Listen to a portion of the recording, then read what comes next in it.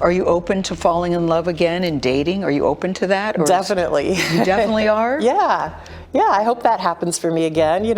I'm dipping my toe in that water a little bit. Melinda Gates spent 27 years being one half of the most recognized philanthropic partnership on Earth.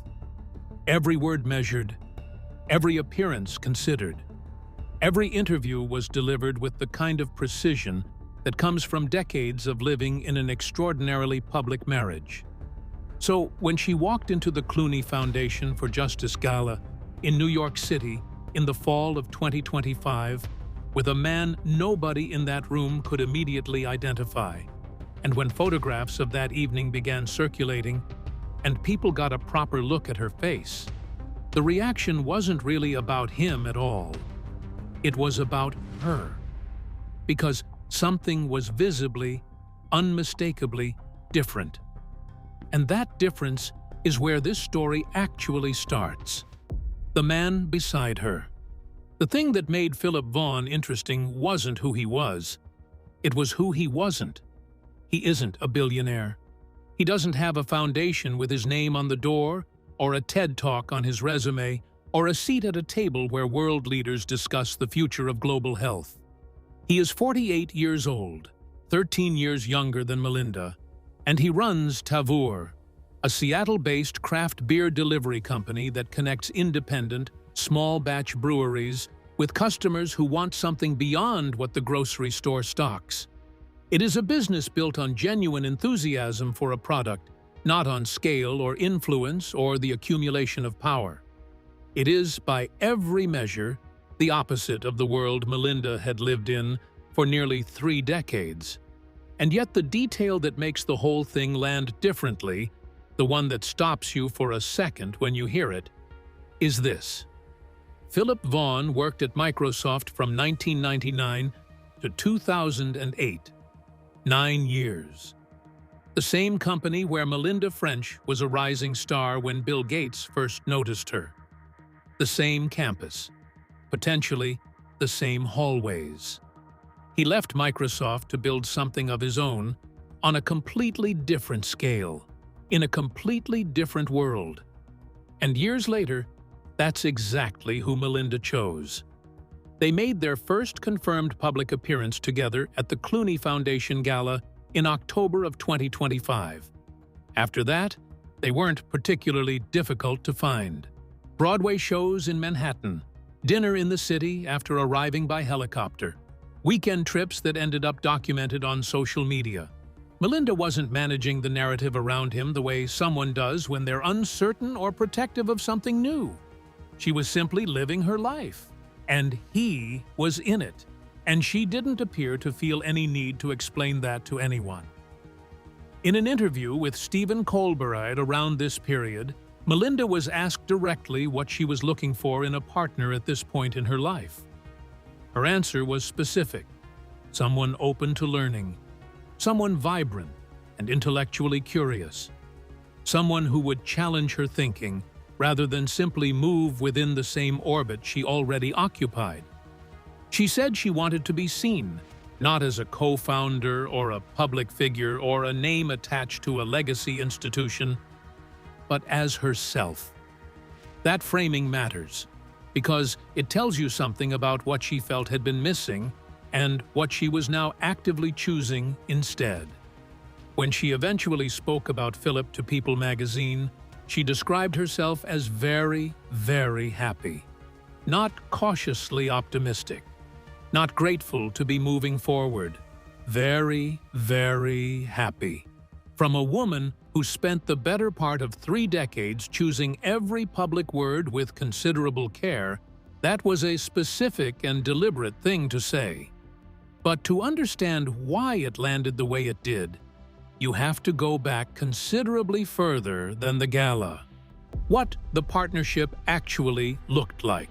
Melinda French arrived at Microsoft in 1987 with 2 degrees from Duke and a reputation for getting things done quickly. Bill Gates was already the most powerful person in the building, arguably in the industry, but Melinda wasn't particularly impressed by that when they met at a company event. When he asked her out, she told him she was busy. He followed up 2 weeks later with a more specific plan. That persistence, it turned out, would characterize a great deal of what followed between them. They became a couple. They got engaged in 1993, after Bill, characteristically, made a written list of the pros and cons of marriage before deciding to propose. Melinda said yes. Their wedding in Hawaii was small and deliberately private. Bill rented every helicopter available on the island specifically to prevent photographers from flying over. Whatever else could be said about the early years, the intention to protect what they had together was genuine. Over the next decade, the public image they built was formidable. Melinda stepped back from her Microsoft career to raise their 3 children, Jennifer, Rory, and Phoebe. But she didn't step back from ambition. She became the person who shaped the direction of the Bill and Melinda Gates Foundation into something with real philosophical backbone. It was Melinda who pushed the foundation toward global health as a central focus. It was Melinda who insisted on vaccine distribution in the developing world as a priority when the money could have gone almost anywhere. Bill brought the capital and the profile. Melinda brought the framework. At their peak, the Gates Foundation held an endowment of over $50 billion. They gave talks together. They appeared on the covers of major publications together. They were, by most public accounts, the model of what a powerful marriage built around shared purpose could look like. What often went undiscussed publicly was the degree to which Melinda's influence inside the foundation extended beyond reputation. She held genuine decision-making authority over the organization's strategic direction, particularly in areas involving women's health, reproductive rights, and education. She negotiated those priorities sometimes against resistance, including from within. Former foundation staff have noted that Melinda functioned not as a symbolic co-leader, but as an operational force who understood program design and held people accountable for outcomes. The foundation's work in sub-Saharan Africa and South Asia, in particular its commitments to maternal health and girls' education, bore her specific fingerprints. She wasn't the face of the check. She was the person deciding what the check was actually for. People studied the Gates partnership. Institutions cited it. The whole operation carried the implicit message that extraordinary wealth, when directed with intention and genuine partnership, could change the world. What was happening behind that image is the part that took years to surface. The version nobody was shown. The cracks didn't announce themselves. They accumulated. Melinda has since described becoming aware, gradually, that things weren't what they appeared to be, and that her sense of something being wrong preceded her ability to prove it by a considerable margin. That gap between knowing something and being able to name it is one of the more quietly devastating parts of the whole story. The Epstein situation became impossible to ignore. Bill Gates met with Jeffrey Epstein not once as a miscalculation, not twice as a lapse in judgment, but at least 6 separate times over the course of roughly 2 years. Melinda had told him directly that the association was dangerous. She had told him that Epstein was not someone he could be connected to without consequence. Bill continued the meetings anyway. Melinda later described Epstein in terms that left no ambiguity. She called him evil personified and said the meetings gave her nightmares that stayed with her. The man she had built her adult life with had heard her concerns clearly and continued regardless. Then came the affair.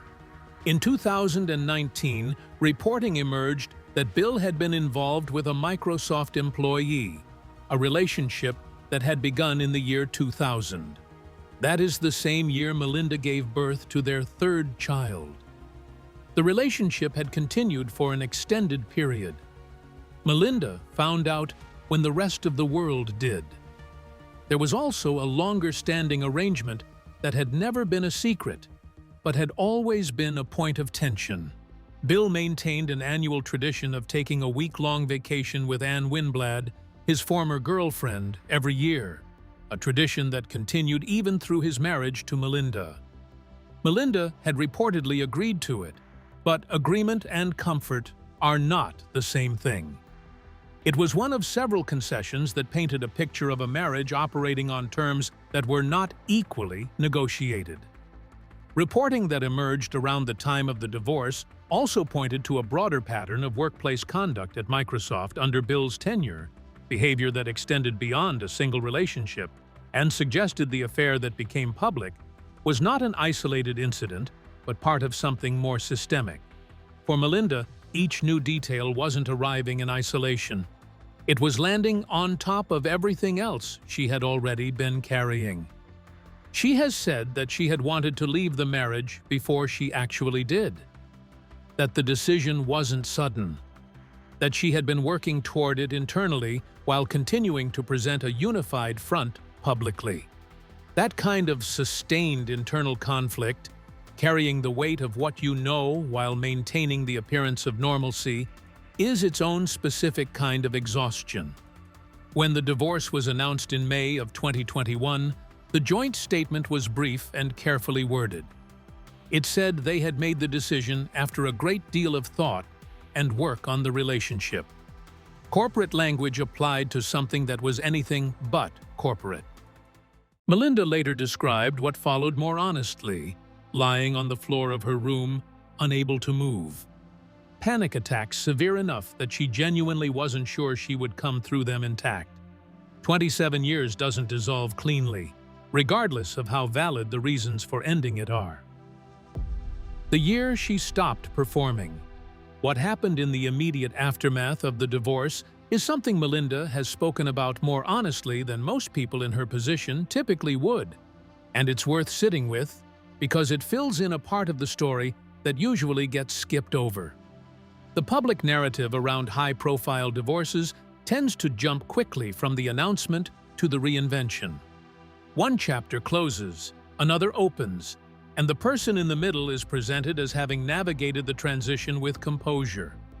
What Melinda described was considerably messier than that. She talked about therapy, not as a passing reference, but as a central part of how she got through the first year. She talked about having to relearn what her own preferences actually were, separate from the life she had built around someone else's rhythms and priorities. After decades of operating as part of a unit, the question of what she personally wanted, not what the foundation needed, not what the marriage required, not what the public expected, turned out to be harder to answer than she had anticipated. She leaned heavily on a small group of close friends during this period. People who had known her before the Gates name defined her publicly.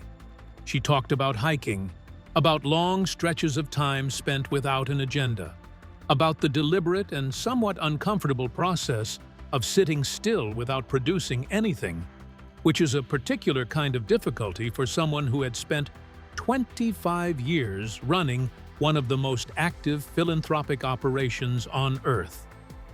Her 3 children were also navigating the fallout in real time. Jennifer, the eldest, got married to equestrian Nael Nassar in October of 2021, just months after the divorce was announced in May of that same year. Melinda attended. The photographs from that day show her present, composed, and visibly focused on her daughter. The ability to hold your own grief while showing up fully for someone else is not a small thing, and those who observed her during that period noted that she managed both without collapsing either. What this period ultimately produced was clarity. Melinda emerged from it with a more precise understanding of what she had actually been doing for 27 years. How much of her identity had been shaped around someone else's vision, and what remained when that structure was removed. The answer, it turned out, was considerable. But she needed the time without the performing, without the careful words and the unified front and the joint statement, to find out. Everything she built after that came from a different foundation than before. Not the institution with the other person's name on it, something she could actually stand on by herself. What she built on the other side. The divorce settlement transferred an estimated $2.4 billion in stock to Melinda on the first day alone. That figure made headlines. What made less noise was the decision she made 3 years later that was arguably more significant. In June of 2024, Melinda formally resigned from the Gates Foundation, the organization she had spent 25 years helping to build from concept into the largest private charitable foundation in the world. She walked away from the endowment. She walked away from the joint legacy. She walked away from the Gates name above the door. It was described by some observers as a loss. Melinda appeared to see it as something closer to a necessary severance, the final separation between who she had been inside that marriage and who she was going to be outside it. What she built next was entirely her own. Pivotal Ventures, the philanthropic investment company she had already been developing, became the vehicle for her next chapter. She committed $1 billion to initiatives focused on gender equality, not as a supporting role in someone else's foundation, but as the person making every consequential decision. The work was hers to define, hers to direct, and hers to be accountable for. Pivotal Ventures had actually been operational since 2015, initially functioning somewhat quietly alongside her Gates Foundation work. After the divorce, it became the primary structure through which she operated. Its investment focus spans paid family leave policy, access to child care, and closing the gap in venture capital funding that consistently disadvantages women-led businesses. In 2023 alone, Pivotal made investments across more than 200 organizations working in these areas. The scale is not Gates Foundation scale, deliberately so. Melinda has been explicit about wanting a structure she can move quickly within, one that doesn't require the same layers of consensus that a $50 billion institution demands. She also announced, following her foundation resignation, a personal philanthropic commitment of $1 billion to reproductive rights and women's health organizations globally, an area where she and Bill had long navigated tension, given the Gates Foundation's historically cautious public positioning on the subject. This was Melinda, free of that constraint, saying plainly where she stood. She also wrote a book. She called it The Next Day, not a memoir of the marriage, not an account of what went wrong or who was responsible. The next day, the one after the hardest thing, and every day that followed it. The title is its own kind of statement about where her attention actually is. The Melinda that appeared in public in this period looked different from the one who had stood beside Bill for 27 years. The tension that had been visible around her eyes in the later years of the marriage was gone. She laughed more easily. She spoke about her own choices with a directness that hadn't always been there before. The contrast that makes it all land. Bill Gates is also in a relationship. He has been photographed with Paula Hurd, the widow of former Oracle chief executive Mark Hurd, who died in 2019. Paula Hurd moves in the same world Bill has always occupied. The same galas, the same philanthropic circuits, the same conversations about technology and global health and the future. Bill found someone who already understood the architecture of his life and fit within it. Bill has also said publicly in multiple interviews that losing Melinda is the regret he carries most heavily, that the breakdown of the marriage was caused by his own choices, that it is the thing that keeps him up. That is a significant amount of accountability from a man who spent his career being correct about most things he turned his attention to. But the direction that accountability points is backward. It's oriented toward understanding what happened, not toward what comes next. Since Melinda's departure, the Gates Foundation has undergone visible structural changes. Bill brought in a new co-chair, and the organization has faced questions about its direction and cohesion without the partnership that originally defined it. Several long-serving foundation staff departed in the period following the divorce. The institution continues to operate at scale, but observers who covered it closely during the years when both Gates were actively involved have noted that something in its sense of purpose has become less clearly articulated. The vision that gave the foundation its specific identity, particularly around the intersection of gender, health, and systemic inequality, was Melinda's contribution in ways that are now more visible in her absence than they ever were when she was present. Melinda, meanwhile, has never used any of this as an opportunity to dismantle Bill publicly. She didn't name the Microsoft employee. She didn't describe the arguments in detail. She didn't frame her book or her interviews as a settling of scores. When hard questions came, she answered with composure and moved toward what she was building.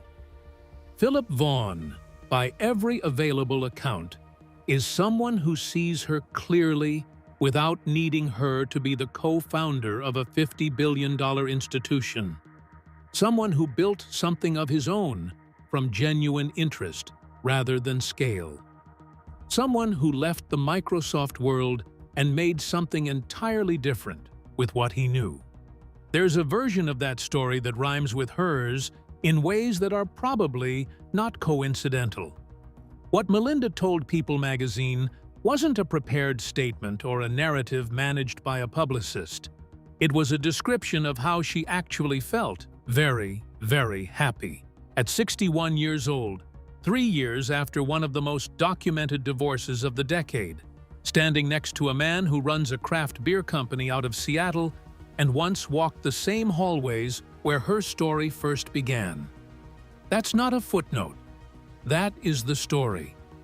Melinda Gates spent 27 years helping build an institution that carried someone else's name, walked away from all of it, and is now, by her own account, happier than she has been in years. So the question worth sitting with is this: how much of what we call a successful partnership is actually one person quietly holding the whole thing together? And would we ever know the difference if they hadn't eventually chosen to leave? If you enjoyed this video, be sure to like and subscribe to our channel. For more interesting stories like this, be sure to click on the next video that pops up on your screen. You never know what you'll discover next.